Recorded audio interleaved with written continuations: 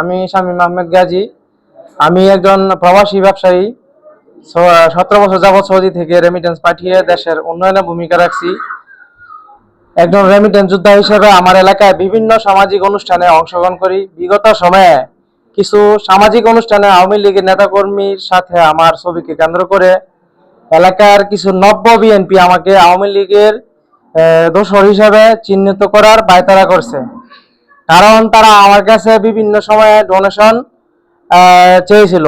আমি ডোনেশন দিতে রাজি না হওয়ায় মব সৃষ্টি করে আমাকে হয়রানি করেছেন।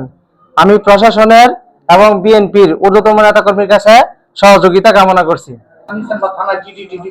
আমি এই ব্যাপারে অলরেডি উকিলের সাথে কথা বলছি, প্রশাসনের সাথে কথা বলছি। ইনশাআল্লাহ আমি একটা মানহানি মামলা, 5 কোটি টাকার একটা মানহানি মামলা, যে ওরা আমাকে নিয়ে বিভিন্নভাবে এই মানিজ্য নেওয়ার মতো কথাবার্তা বলে, যেগুলো সত্য না। আপনার এলাকাবাসীর কাছে প্রশ্ন করবেন, কারণ আমি তো মানুষ সেবা আলহামদুলিল্লাহ, যাদের আমি এলাকাবাসীর গরিব দুঃখীর পাশে থাকি সবসময়, ঠিক আছে। এবং মসজিদ মাদ্রাসা ইনশাআল্লাহ অল টাইম থেকে, যেহেতু আমি একটা সামাজিক আছি, আমার স্বাস্থ্য ভাই আছে, যে আমার বাবা আছে আমার পাশে, ওনারা জিজ্ঞেস করতে পারেন।